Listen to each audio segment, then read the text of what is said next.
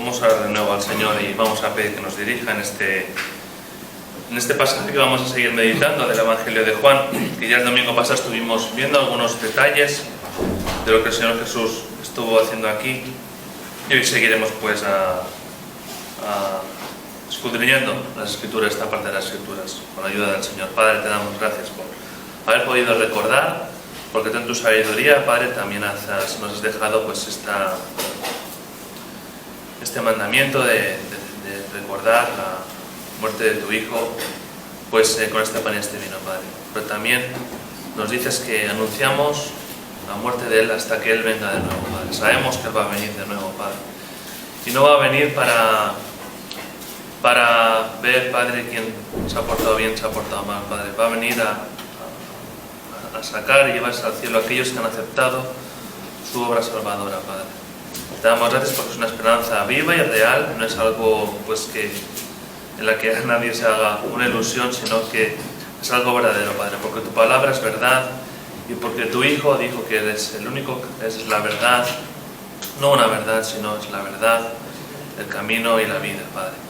Te damos gracias de nuevo por haberle conocido y por poder y por saber que Él está también caminando con nosotros, Padre.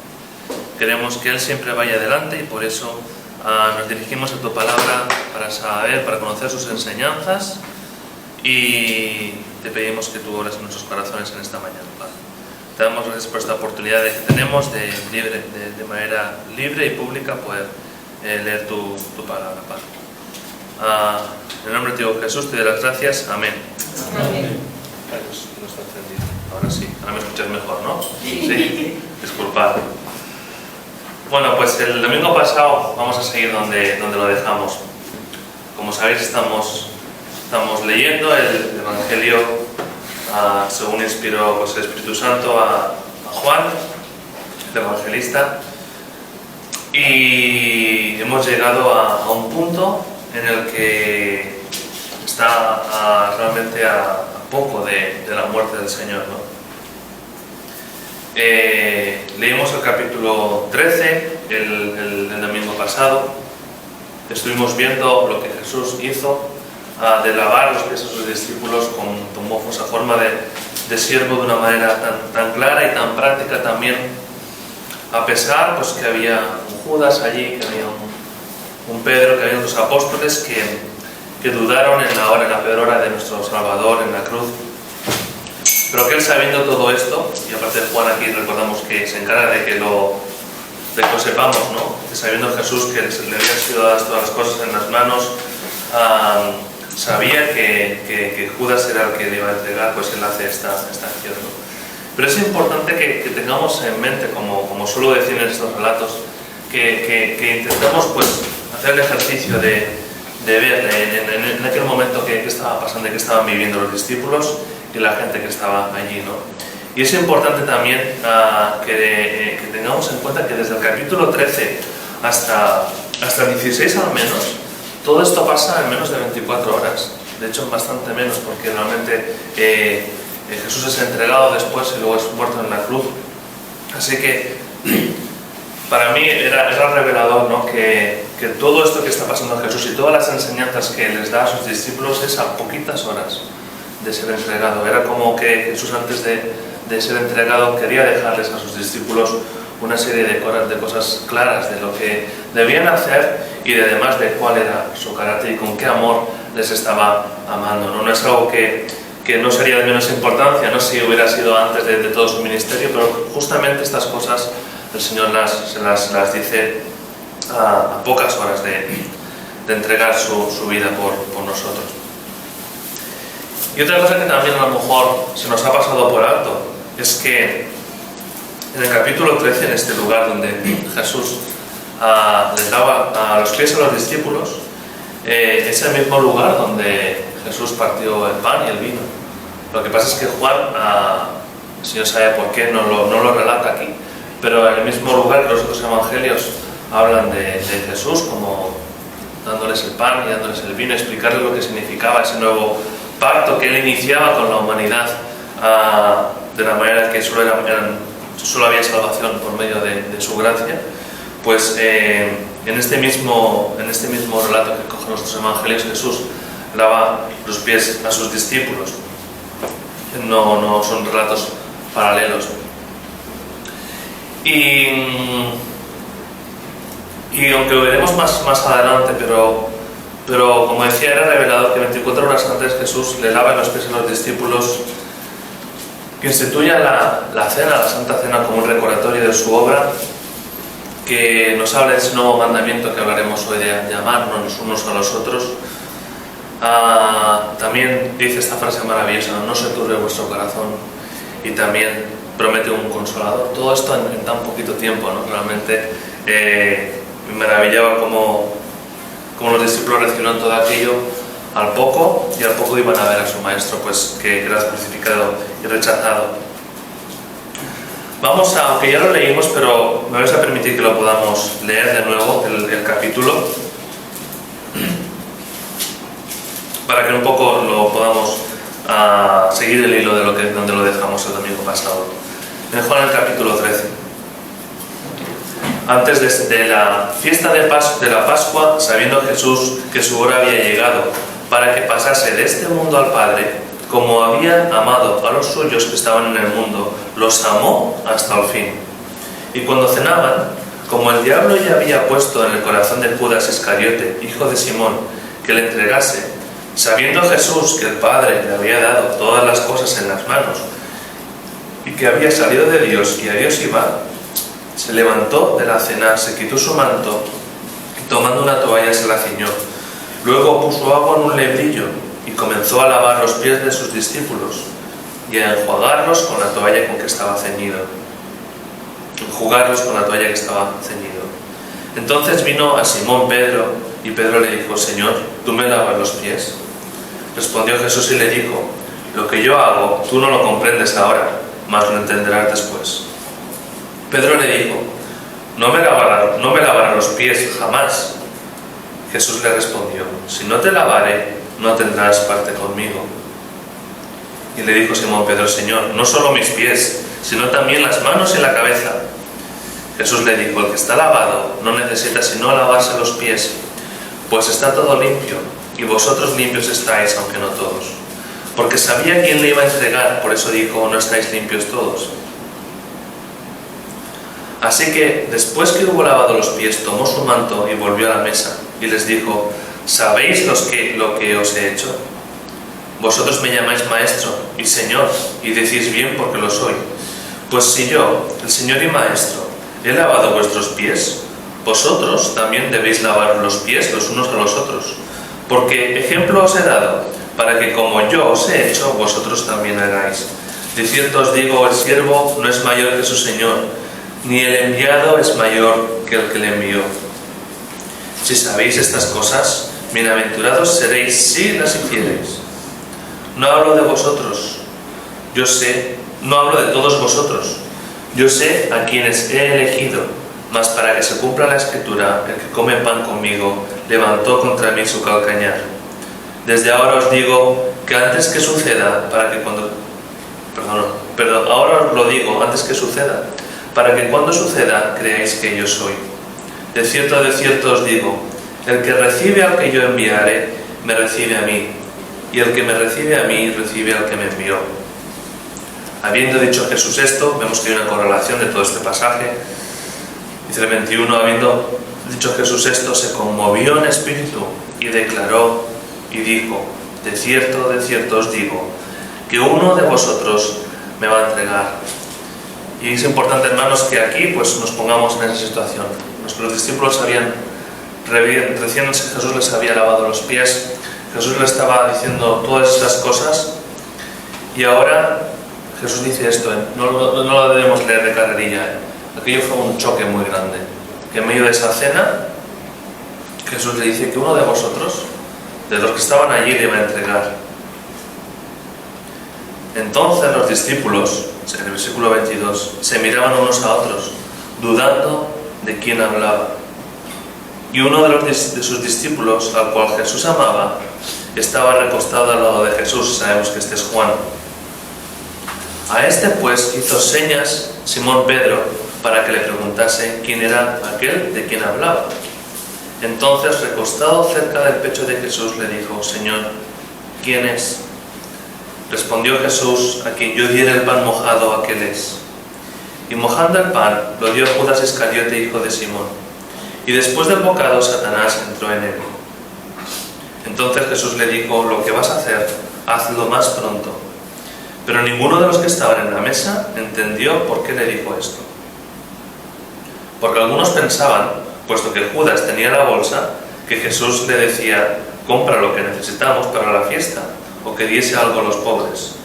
Cuando Judas hubo tomado el bocado, luego salió y era ya de noche. Entonces, cuando hubo salido, dijo Jesús: ahora es glorificado el Hijo del Hombre, y Dios es glorificado en él. Si Dios es glorificado en él, Dios también se glorificará en sí mismo, y enseguida le glorificará. Hijitos, aún estaré con vosotros un poco, me buscaréis. Pero como dije a los judíos, así os digo a todos vosotros, así os digo a vosotros: a donde yo voy, vosotros no podéis ir. Un mandamiento nuevo os doy, que os améis unos a otros, como yo os he amado, que también os améis unos a otros. Y en esto conocerán todos que sois mis discípulos, si tuvieseis amor los unos con los otros. Le dijo Simón Pedro: Señor, ¿a dónde vas? Jesús le respondió: a donde yo voy, no me puedes seguir ahora, mas me seguirás después. Le dijo Pedro: Señor, ¿por qué no te puedo seguir ahora? Mi vida pondré por ti. Jesús le respondió: ¿tu vida pondrás por mí? De cierto te digo, no cantará el gallo sin que me hayas negado 3 veces. Bueno, pues hasta aquí la lectura de hoy, y vamos a estar meditando. El domingo pasado nos centramos más en la parte de lo que Jesús hace, de lavar los pies a los discípulos. Y hoy, sin quitar la centralidad del texto al mismo Cristo, pero sí que es verdad de que las reacciones de los discípulos que vienen allí, pues podemos aprender cosas de ellos para nuestra enseñanza, y que el Señor pues hable a nuestros corazones.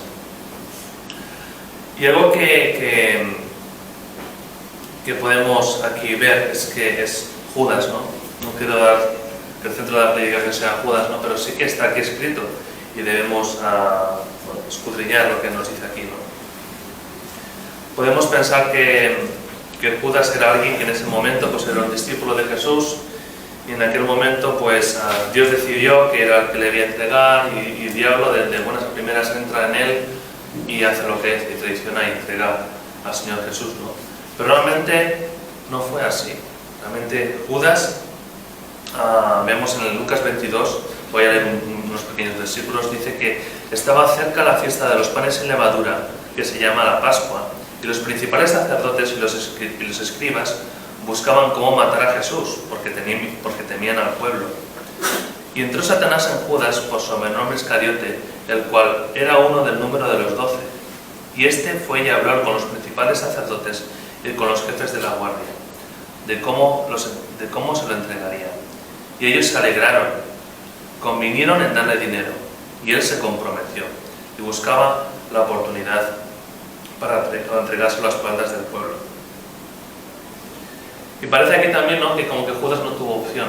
Judas ahí, pues el Satanás entra en él, y a partir de ese momento es una marioneta de Satanás, y él no tuvo pues qué hacer, ¿no? Él fue simplemente eso, ¿no? Pero sin embargo vemos que el corazón de Judas pues no era conforme al corazón de Dios. Leímos en el capítulo anterior, en el capítulo 12, en el versículo 6, cuando entra esa mujer con aquel frasco de alabastro y lo rompe y unge al Señor Jesús, ¿no?, con aquel perfume. Dice aquí que Judas saltó y dice, ¿no?, porque este perfume no se ha vendido por 300 denarios y se ha dado a los pobres.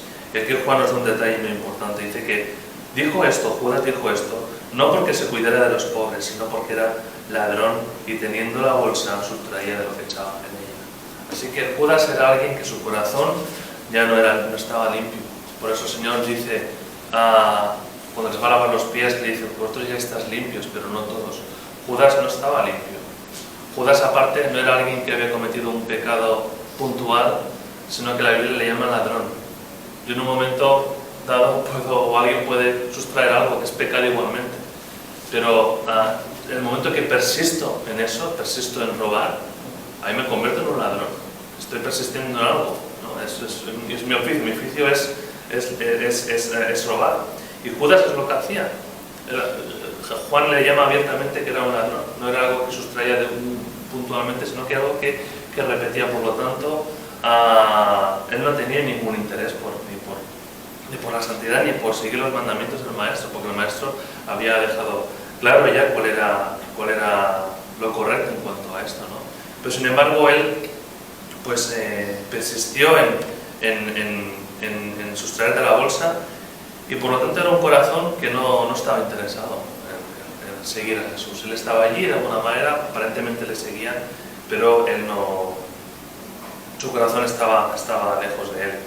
Así que Satanás, queriendo buscar una ocasión para entregar al maestro, pues encuentra este corazón ya preparado para él entrar y hacer lo que él quería, ¿no? Y pienso de que aquí esto que estoy compartiendo no anula la soberanía de Dios, ¿no?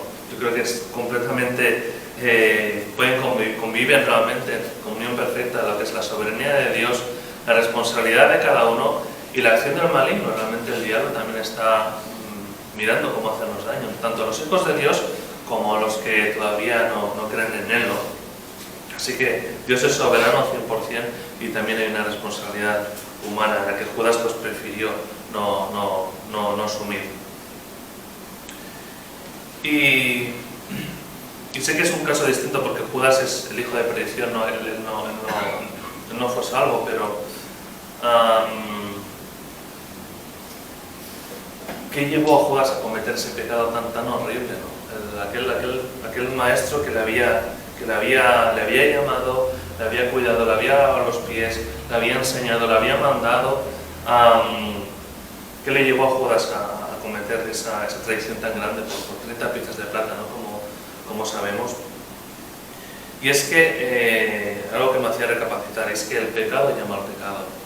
En el momento de que nosotros dejamos una semilla de pecado en nosotros, que hacemos algo que, bueno, esto sé que es pecado, pero sabes que ya veré qué hago con esto, ¿no? Inevitablemente vamos a ir más allá, vamos a ir más allá, y al final vamos a estar cometiendo pecados que seguramente en nuestra mente no nos imaginaríamos que pudiéramos cometer. Es importante, hermanos, tenemos la sangre de Cristo, con lo que hemos recordado hoy con este vino, que acudamos a ella, que si hay alguna cosa en nosotros que caemos, que no nos acostumbremos a ella, que luchemos, tenemos las armas de la gracia para luchar contra ella. Ponernos delante del Señor: Señor, límpiame, Señor, gracias por tu paciencia, líbrame de esto, ¿no? Hay que creer que en Jesús hay poder, como dice la canción, ¿no? Dice: ¿quieres ser salvo de toda maldad? Tan solo hay poder en Jesús, pero hay que desearlo, hay que desear luchar con esos pecados. Y siempre hasta que el Señor venga, en nosotros vivimos en un mundo que va contra Dios. Nuestra carne tampoco se va a querer nunca someter a Dios, por lo tanto es una lucha que siempre vamos a tener. Pero debemos luchar con ello y pedirle a Dios que nos dé fuerza. Así que es algo que me llevaba, ¿no? A personas que han llegado a cometer cosas horribles y que seguramente no lo han hecho de la noche a la mañana. Han sido que han cogido un camino al que se han acostumbrado a una serie de pecados, y esto cada vez les han hecho más insensibles. Así que llegamos al versículo 21, algo aquí que quizá nos recuerda a lo que pasó Jesús cuando vio a las personas que lloraban por Lázaro. No sé si os acordáis, en pasaje anterior, que Jesús, habiendo muerto Lázaro, viendo a las personas llorando por su amigo, por Lázaro, y el dolor que había causado la muerte, dice que también él lloró, él se conmovió, y aquí nos vuelve a decir este pasaje, ¿no? Dice que, habiendo dicho Jesús esto, después de lo que hemos visto, dice que se conmovió en espíritu, ¿no? Y nos debe también maravillar de alguna manera, ¿no? Que Jesús, el Hijo de Dios, el Dios Todopoderoso, se conmueva en espíritu. ¿Y por qué se conmovió Jesús? ¿Qué es lo que le llevó a conmoverse? En el caso de Lázaro fue por ver daño que había hecho el pecado en la humanidad, que había traído la muerte. Y aquí creo que este conmoverse de espíritu de Jesús no está tan lejos del mismo motivo. Seguramente él sentiría dolor por haber rechazado a Judas, porque hasta el último momento Jesús estuvo con él, pero Judas abiertamente rechazó esa gracia. Incluso Jesús le confió la bolsa. Judas llevaba la parte del dinero que llevaban los discípulos para dar a los pobres y para su sustento, se la confiaron a Judas, ¿no? Y es curioso que al final también nos dice que cuando Judas salió, al detalle que dice que era de noche, ¿no? Y sé que es una ilustración, pero Judas estaba con la luz, estaba con Jesús y él prefirió las tinieblas, ni más ni menos que lo que nos dice en Juan 3, ¿no? Que el Señor vino a este mundo, dice que de tal manera amó a este mundo que le ha dado su Hijo para que nadie se pierda. Pero dice que el mundo lo rechazó, prefirió seguir en tinieblas que dejar que Dios alumbrara sus corazones y les pudiera mostrar que tenían un problema que les condenaba. No era Jesús el que les condenaba, sino que ya estaban condenados por estar en tinieblas. Así que Jesús, conmovido una vez más, pues luego veremos también lo que significa este pan mojado, ¿no? en aquella cultura, que nos podrá ayudar un poco más a entender a Jesús conmovido. Y aquí hay algo que me gustaría hacer un pequeño paréntesis, porque aquí tenemos en este pasaje respecto a la muerte de Jesús. Vemos a Judas que le entrega y sabemos dónde acabó, ¿no? Él después coge, devuelve el dinero y se suicida realmente por lo que hizo. Y luego vemos a un Pedro que él, pues después de haber visto todo lo que Jesús les había explicado y todo lo que había aprendido Pedro de Jesús, él le dice a Jesús, no, te seguiré hasta la muerte, ¿no? Y antes de ir con Pedro vamos a ir con Judas, ¿no? Yo he escuchado algo de algún predicador que considero que buscan predicaciones pues para tocar las emociones y son de una retórica espectacular y demás, para buscar algo nuevo, ¿no? y poder entusiasmar a quien les está escuchando, que Judas de los 12 era como el único que se arrepintió, ¿no? Porque cogió y del peso de ese pecado que cometió él se quitó la vida, y sin embargo los discípulos parece que no estuvieron a pie de la cruz y que no les pasó nada. Como que era el más sensible, ¿no? Pero yo creo que esto es horrible, hermanos. Yo al menos cuando escuché eso digo, ¿cómo puede ser? O sea, realmente Judas entendió la gracia de Dios. Realmente hubo arrepentimiento en Judas. Esto me llevó a buscar al Señor y en Mateo, vamos a buscar un pasaje. Mateo 27, que nos hace salir de dudas. Por eso todo lo que escuchemos de quien sea, debemos de pasarlo por la Escritura. La única autoridad nuestra debe ser la palabra de Dios. Si viene cualquier otra iglesia, cualquier otra organización que nos mete algunas cosas que no están fuera de su palabra, dudemos ya de que eso sea verdad. La palabra de Dios es verdad. Lo que digan los hombres no lo es. Fijaros que en Mateo 27, en el versículo 3, dice: entonces Judas, el que había entregado, viendo que era condenado, devolvió arrepentido las 30 piezas de plata a los principales sacerdotes y a los ancianos, diciendo: yo he pecado entregando sangre inocente. Mas ellos dijeron: ¿qué nos importa a nosotros? Allá tú. Y nos puede hacer confundir este arrepentido que aparece aquí, ¿no? Dice que devolvió arrepentido. Pero luego nos choca que Judas se quita la vida. Y si Judas realmente se hubiera arrepentido, hubiera entendido el mensaje de salvación de Jesús, hubiera acudido a él, hubiera hecho más bien como Pedro. Pedro lloró amargamente. Pedro se arrepintió de verdad y Jesús, como había un arrepentimiento verdadero, luego Jesús vemos que al final le restaura. ¿Qué significa este arrepentido? Estuve mirando y resulta que en el original esta palabra arrepentido no tiene nada que ver con otros arrepentidos que vemos en la palabra. La palabra aquí que se traduce por arrepentir en griego es metanoia, ¿vale? Y significa un remordimiento emocional. Judas no se arrepintió, Judas tuvo remordimiento al ver de que aquel maestro que había sido tan bueno con él lo entregó y le vio el absurdo de lo que había hecho y tuvo remordimiento y quiso pagar él mismo con su justicia quitándose la vida. Y esto es y esto es algo que es importantísimo del mensaje de salvación. El ir a Jesús y el ir a Dios, que ninguno de nosotros vayamos a Dios por remordimiento, que vayamos con arrepentimiento. Porque eso es lo que hace el mundo, se acuerda de Dios cuando, en la que me he metido, esto tan horrible que he hecho, siente remordimiento, entonces busca de alguna manera por su propia justicia acercarse a Dios, pero no con las intenciones de realmente un corazón arrepentido y decir, Señor, abrazo tu gracia, abrazo tu perdón, abrazo tu amor, pero es que no hay nada en mí que pueda compensar eso. Tú ya pagaste en la cruz por ello. Así que no confundamos lo que es el remordimiento, un remordimiento emocional como tuvo Judas, con un arrepentimiento de corazón. Un arrepentimiento de corazón nos humilla, como le pasó a Pedro, lloró amargamente, pero Jesús le restauró después. Entonces, es importantísimo que podamos diferenciar estas dos cosas, a pesar de que Mateo diga este arrepentimiento, pero está utilizando otra palabra. Sin embargo, en 2 Corintios 7, en el versículo 10, nos dice así, porque la tristeza que es según Dios produce arrepentimiento para salvación. La tristeza de Pedro produjo arrepentimiento para salvación.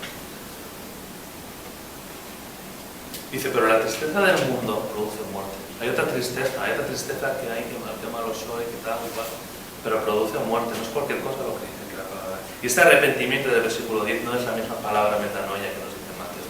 Es otra que no la voy ni a pronunciar porque cometería un error. Es muy larga la palabra, pero en cualquier caso es importante que Judas no se arrepintió, sintió remordimiento y por eso se quitó la vida, ¿no? Alguien puede cometer un pecado muy grande en este mundo, o lo que nosotros consideramos grande, pero sin embargo hay perdón en Jesús y se va arrepentido a sus pies. Así que una vez más y nunca me cansaré, hermanos y hermanas, de repetirlo. Cualquier cosa que escuchemos, cualquier cosa que leamos en internet, en redes sociales, en canales, lo que sea, pasémoslo por la palabra. Y si esas frases tan bonitas que a veces escuchamos, que no significa que estén mal, pero a veces yo veo canales que dicen frases y que no están mal, realmente no son frases que no sean antibíblicas, ¿no? Y están acordes a la palabra. Pero luego me miro las entradas de ese canal y en ni una entrada hay un pasaje bíblico.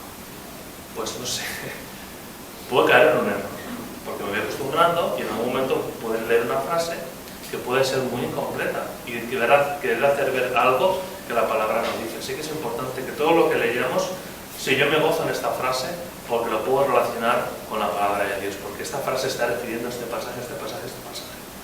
Así que, y si no nos encontramos el pasaje, pues pausemos, tenemos la oportunidad de ver esta frase y qué dice la palabra acerca de esto, ¿no? Y vamos a gozarnos en el Señor, porque si es verdad lo que dice esa frase, vamos a gozarnos en él, vamos a aprender, pero si no es verdad, pues nos daremos cuenta de que necesitamos la palabra de Dios. Así que nunca sea parte la palabra de Dios de nosotros y todo lo pasemos por la palabra de Dios, en todo su consejo.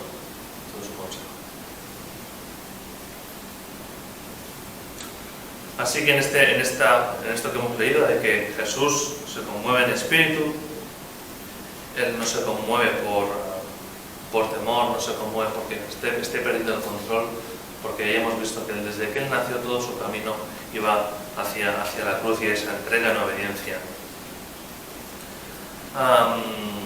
Tampoco se conmovió por sorpresa, Él sabía que su hora había llegado, ¿no? Así que Jesús no estaba conmovido vaya hombre, ahora Judas me traiciona, Él ya lo sabía, Él se iba a entregar, faltaban pocas horas para que se entregara.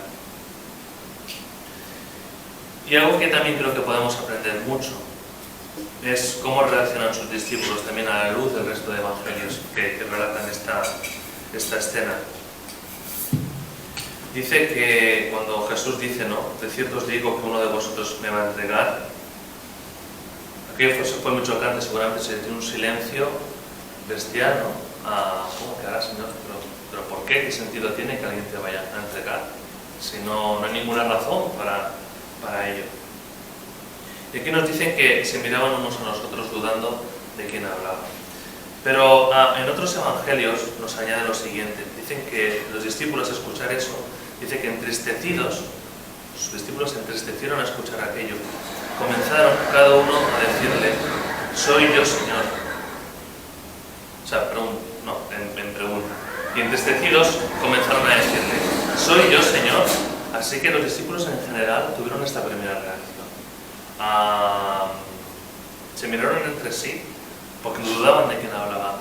Pero a la luz de los dos evangelios no dudaron entre sí. Yo creo que es Cristian, yo creo que es David. Pues yo creo que será Rubén. No vemos ante esa noticia tan grave, esa afirmación de Jesús tan grave y tan chocante, no se enseñaron en el dedo. Lo primero que pensó es cada uno en sí mismo. Seré yo, soy yo, Señor.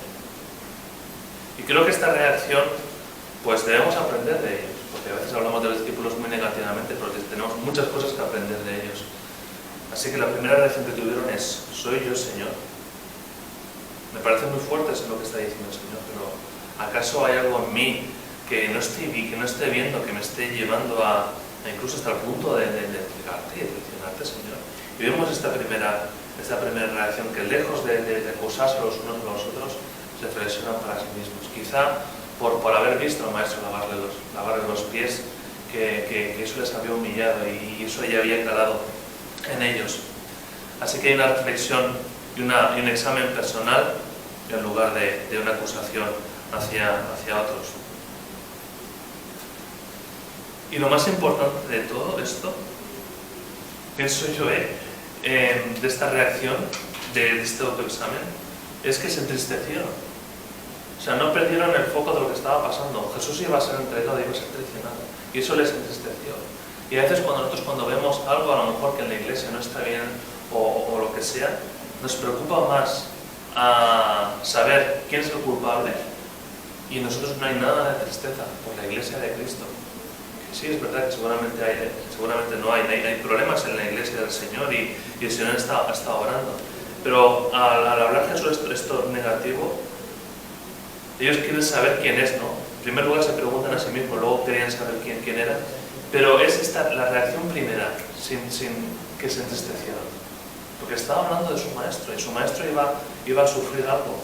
Y entre nosotros debería ser igual. Cuando al testimonio que afecta a Cristo, no deberíamos coger bueno, es que el problema es este, y entonces ya me quedo como más tranquilo porque ya sé quién es el culpable, ¿no? Sino que debe haber tristeza si amamos realmente a la iglesia de Cristo.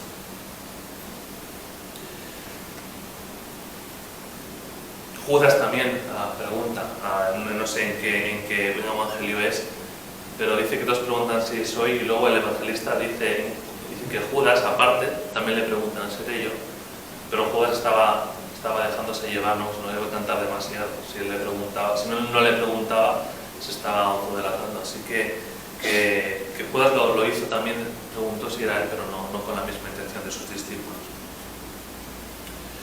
Y siempre me ha sorprendido que toda esta incertidumbre que se crea allí, quizá lo más normal de pensar, conociendo un poco el carácter de Pedro, es que fuera Pedro el que saltara, ¿no? El que Pedro hacía unos minutos había dicho: Señor, tú me vas a lavar los pies, ¿no? Era impetuoso con sus respuestas. Y cuando el Señor Jesús le dice: pues mira, si no te lavo los pies no tendrás parte conmigo. Entonces Jesús dice: Pedro, pues lávame los pies, la cabeza, lo que haga falta, ¿no? Y aquí Simón Pedro pues no salta. Era mucho más fuerte lo que Jesús estaba diciendo de que alguien le iba a entregar, que le lavara los pies. Pero ahí Pedro no dice nada, ¿no? Sino que más bien no dice nada, pero sí que le hace señas a Juan, ¿no? Imaginaron la escena, ¿no? Juan, ¿tú que estás al lado de Jesús? ¿Quién es, no? Pero dice que hablaba con señas, ¿no? Algo así debía de ser, ¿no? Él lo deseaba. Y dice que Juan, este pasaje, esta imagen es preciosa, ¿no? Dice que Juan se recostaba en el pecho del Señor, ¿no? Y es a Juan que le dicen: por favor, pregúntale quién es, ¿no? Y eso me hacía pensar, ¿no? La relación de amor que tenía Juan con su maestro, con su Salvador, que que se recostaba en su pecho, que él no tuvo miedo por preguntar a Jesús quién era, ¿no? Hay un pasaje que dice que el amor echa fuera el temor. En esa relación de amor que tenía Juan con él, pues él no tiene problemas. Pedro tendría algún problema por preguntarle, porque no se atrevía, pues no lo podría haber preguntado él, ¿no? Pero sin embargo, se lo dice a Juan, aquel que está recostado a él, ¿no? Entonces, me hacía pensar, ¿no?, que en la medida que tengamos una relación de amor con nuestro Señor, también vamos a poder, pues, abrir nuestro corazón sin filtros, sin Señor, mira, tú me conoces, y por mucho que yo te quiera explicar, antes de que salga la palabra de mi boca, tú ya la conoces, tú conoces mi corazón, así que tú ves que esto no lo entiendo, sin temor, con un temor reverente ante el Dios que estamos hablando, ¿no? Pero sí sin miedo de explicarle, pues, de preguntarle, pues, cualquier cosa, por fuerte que nos parezca. Y así que Juan le pregunta y le dice en el 25, entonces recostado cerca del pecho de Jesús, o sea, él estaba muy cerca de su rostro.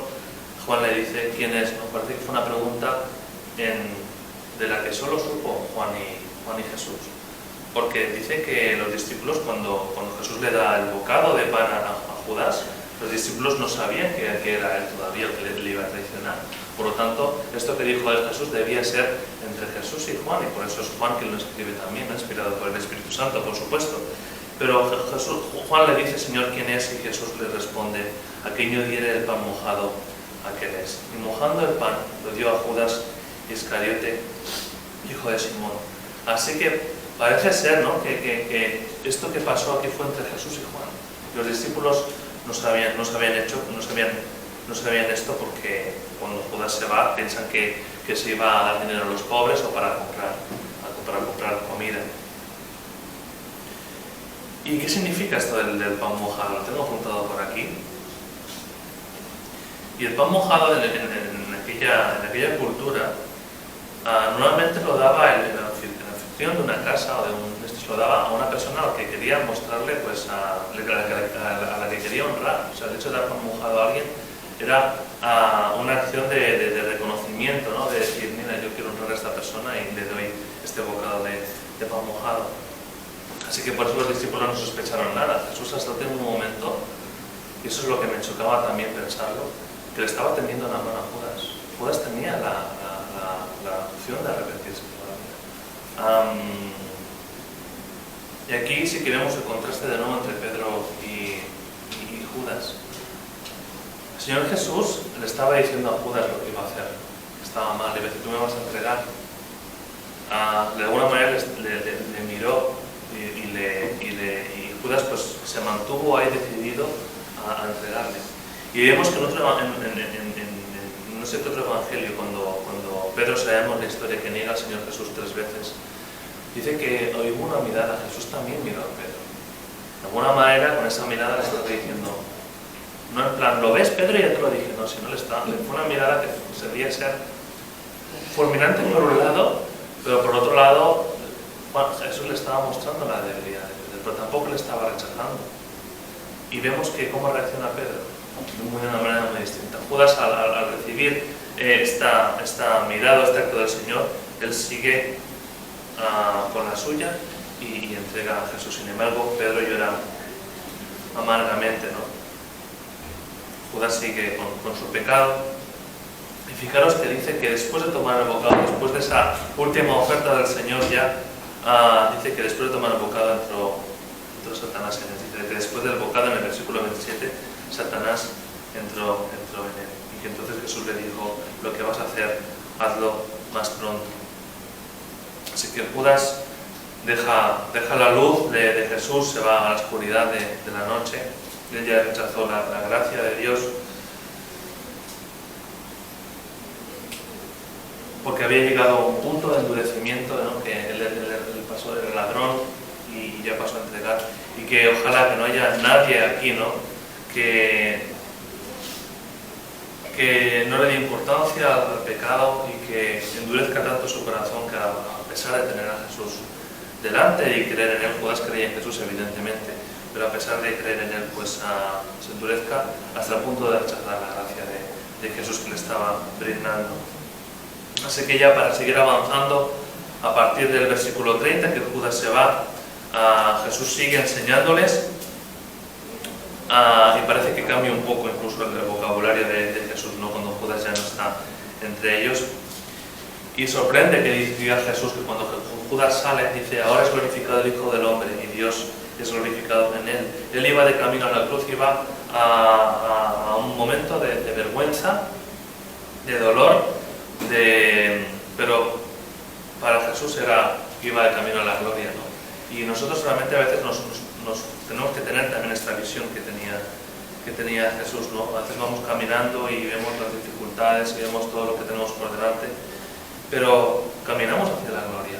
Realmente va a haber un día en el que estaremos en la presencia de Dios, admirando su gloria, que nosotros mismos seremos glorificados en Él, ¿no? Así que lo que para el mundo era como un camino hacia una aparente derrota en la cruz, para Jesús era el momento de que mi Padre, es que Dios sea glorificado. Y en medio de todo esto, hermanos, de esta cena que sucede, lo del lavamiento de pies, de esta última cena, lo de Judas, en el 33 dice: llama a sus discípulos hijitos. No estoy apelando a sentimientos, pero el amor de Jesús era muy profundo por ellos. Aquí es por palabra, hijitos, pero también en acciones, también lo había demostrado, ¿no? Pero fijaros cómo llama a los discípulos. ¿Te imaginas que Jesús te llame hijito o hijita? Así se dirigió a sus discípulos, y Jesús es el mismo, ayer, hoy y por los siglos. Así, con esa atención, con ese detalle, Juan deja aquí detallado cómo Jesús en ese momento se dirige a sus discípulos. En el momento en el que Jesús faltaban pocas horas para que entregara su vida y sufría de una manera indecible, y le llama: hijitos, aún estaré en vosotros por poco. Y es algo que también me sorprendía y me gozaba en imaginarme a esto y ver el amor profundo que tenía Dios por todos ellos y por todos nosotros. Seguimos el relato, que va todo muy relacionado, y les llama hijitos, y con este cariño y este detalle tan hermoso, les dice: un mandamiento nuevo os doy. En todo este relato, dice que os améis unos a otros como yo os he amado, que también os améis unos a otros. Y quizá digamos: ¿cómo que un mandamiento nuevo os doy? Si Jesús mismo dijo anteriormente, ¿no?, que el primer mandamiento es: amarás a tu Dios sobre todas las cosas. El segundo mandamiento es semejante: amarás a tu prójimo como a ti mismo. En ese amar a tu prójimo como a ti mismo está el amarnos los unos a los otros. Pero ¿por qué era nuevo? Porque Jesús estaba a punto de mostrar la máxima expresión de amor. Y eso en el mundo no lo conocía. Nadie en la historia había conocido esa expresión de amor que estaba haciendo Jesús. Lo que estaba haciendo y lo que estaba a punto de hacer. Entonces, lo que es nuevo aquí es que os améis los unos a los otros. ¿Cómo? Como yo os he amado. Como yo os he lavado los pies. Como yo he tenido compasión de vosotros. Como yo me voy a entregar. Entonces, por eso era nuevo. Porque nosotros conocemos el resto de la historia, pero en aquel momento los discípulos todavía no comprendían al completo lo que Jesús iba a hacer. Así que no os pase por alto, que os améis los unos a los otros como yo os he amado. Está muy grande y sin la ayuda del Señor no lo vamos a conseguir. Nos vamos a frustrar, nos vamos a cansar, porque amar a Dios, entenderme, es fácil. Él es perfecto, Él nunca nos deja, pero amarnos entre nosotros, que no somos ni perfectos, ni fieles, ni que en momentos dados buscamos lo mejor para nosotros por encima del prójimo, esto es difícil. Y eso solo se puede conseguir en la medida que, como Juan, tenemos una relación de amor con el Señor y amamos con el amor que el Señor ha derramado en cada uno de nosotros, ¿no? Nos amemos como Él nos ha amado. ¿Y qué añade aquí Jesús, ¿no? En estas últimas palabras suyas y sus discípulos, insisto, eran las últimas palabras prácticamente a ellos, refiriéndose a los demás. En esto conocerán todos. Es una cosa que también, cuando estaba leyendo al principio de la predicación, me ha saltado la palabra esta. No dice: en esto conocerán que sois mis discípulos.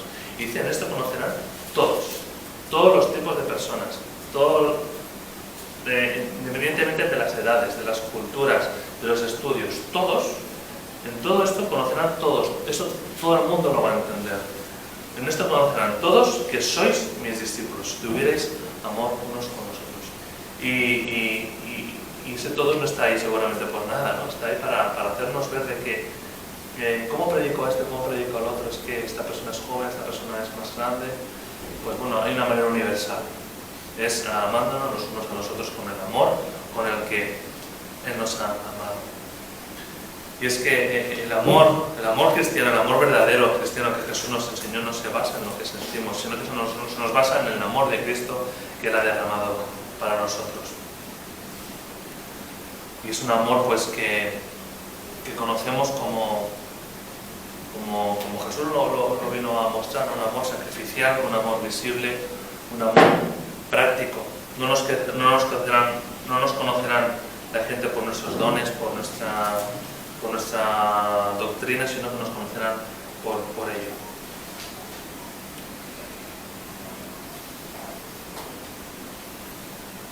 Y siguiendo el relato, como os digo, es importante entender que todo esto va junto. Y el ver el mensaje de Jesús tan profundo, el ver que Jesús les lava los pies, que les llama hijitos y demás, no creo aquí sí que no nos debe sorprender lo que hace Pedro. Podemos esperarme a Pedro, ¿no? que con ese ímpetu que llevaba, ¿no? Pues que dice, ¿a dónde vas? Y le dice, pues pondré mi vida por ti, ¿no? Y cogemos a Pedro y lo decimos, posible, Pedro, ¿cómo puede hacer esto? Bueno, pues yo al menos no lo veo tan como para condenar lo que hizo Pedro y dejarme acabar.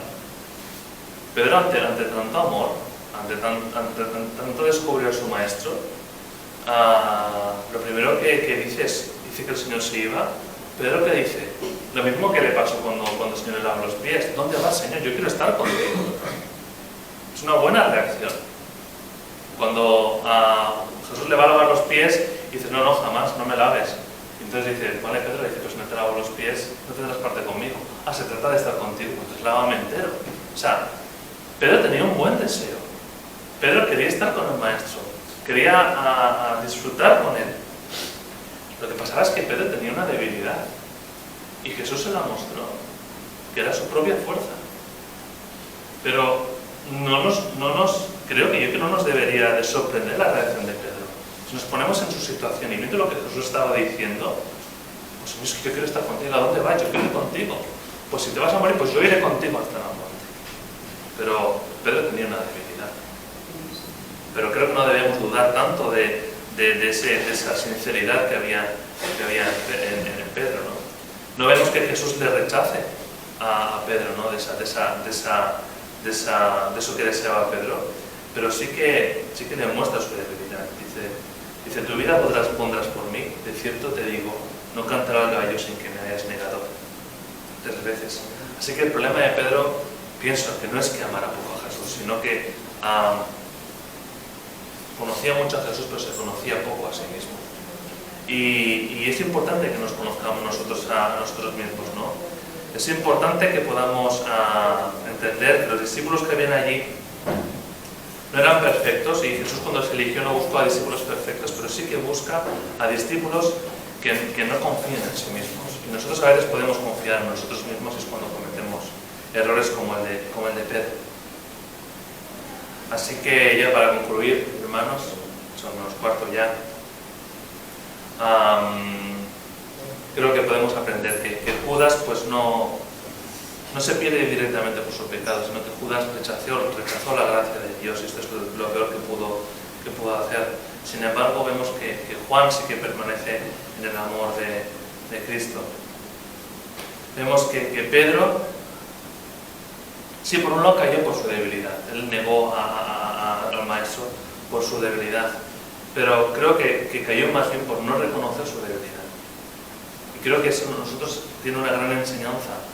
Nos gustaría que no fuésemos débiles, nos gustaría que desaparecieran nuestras debilidades. Cada uno tenemos unas debilidades distintas, pero debemos reconocerlas y no tanto centrarnos en, Señor, pues me gustaría que me quitaras esta debilidad que tengo, ¿no? Cada uno conoce cuál es su debilidad o no, pero conviene que conozcamos nuestras debilidades y las reconozcamos. Jesús no nos va a rechazar por ellas, lo que nos va a hacer es que nos aferremos a Él. La debilidad de Pedro era su fuerza, era aquella ímpetu que tenía, que esa fuerza él mismo pues le llevó a negar al Señor, ¿no? Pero cada uno tenemos diferentes debilidades de cosas de perder el tiempo, de debilidades de guiarnos por ilusiones en lugar de pedir al Señor dirección, debilidades de comprometernos con cosas, y quizá debemos pararnos y ver si todos los compromisos que he adquirido pues entran en conflicto entre sí y podemos comprometernos como Dios manda. Debilidad de hacer ver que sé mucho, de que no puedo evitar meterme en una conversación para que todo el mundo vea lo que conozco. A lo mejor alguien está hablando de algo y te pones a sentir con la cabeza para que todo el mundo vea que tú conoces de lo que está hablando, a lo mejor no lo sabes. Y al final son debilidades que no nos acercan al Señor.